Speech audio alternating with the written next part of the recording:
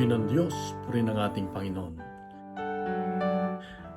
Ang sabi mo, hinahanap mo ang tunay na kagalakan sa iyong buhay.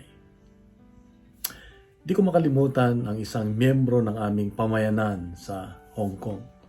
Kami ay tumira doon ng 15 years, pero itong matandang ito, maliit lang siya pero laging nakangiti, laging masaya habang siya ay naglilingkod. At mahigit 70 na siya na naglilingkod pa rin, at sabi niya bata pa lang siya, pumunta na siya ng Hong Kong para maging domestic helper. At tinanong ko siya, sabi ko, Nay, bakit ka palaging nakangiti? Lamonak, sabi niya, marami akong pinagdaanan. Ang kanyang asawa daw ay nagkaroon ng maraming babae. At sa mga babae yun, nagkaroon siya ng mga anak. Alam niyo ginawa niya? Kinuha niya lahat yung mga anak ng kanyang asawa sa iba. Inalagaan niya ito, minahal sila at pinag-aral. Namatay yung kanyang asawa, pero yung mga anak niya na inalagaan ay mahal na mahal siya. Hindi siya iniwanan hanggang sa pagtanda. At habang siya ay naglilingkod, siya ay nakangiti, masayahin. Sabi niya sa akin, ang sikreto para ikaw ay laging nakangiti, sabi niya, alam mo, ibigay mo lahat sa Diyos ang anumang problema o pinagdadaanan mo. Ibigay mo ang iyong sakit sa Diyos at hindi ka pababayaan ng Diyos.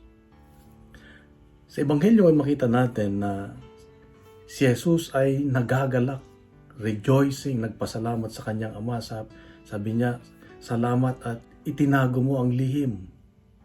Inilihim mo sa mga taong marunong at mga pantas, at ibinigay mo sa mga taong may kalooban ng katulad ng mga bata. Childlike. Ito pala ang sikreto. Yung parang tayo maging katulad ng mga bata. Na na bukas ang kanilang puso.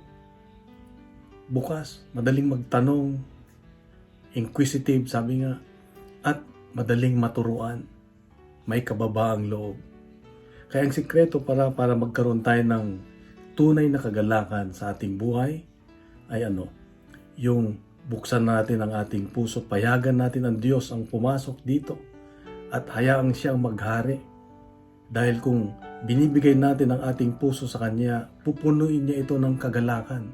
At ang kagalakan na yan ay siya ang aalwas, lalabas sa atin para maibahagi sa iba at makikita ng iba. Ang kailangan lang ay magkaroon tayo ng kababaang loob na tanggapin kung ano ang kalooban ng Diyos. At marunong tayong tumanggap ng mga kung ano man yung papayagan ng Diyos na pagdadaanan natin sa buhay. Kung gagamitin natin ang lahat ang mga pagsubok natin bilang isang biyaya galing sa Diyos, tatanggapin natin ito dahil nagtitiwala tayo sa Diyos na makakabuti ito sa atin, ay siguradong it will work for our good. Tayo ay tutulungan ng Diyos, sasamahan ng Diyos na malampasan ang lahat.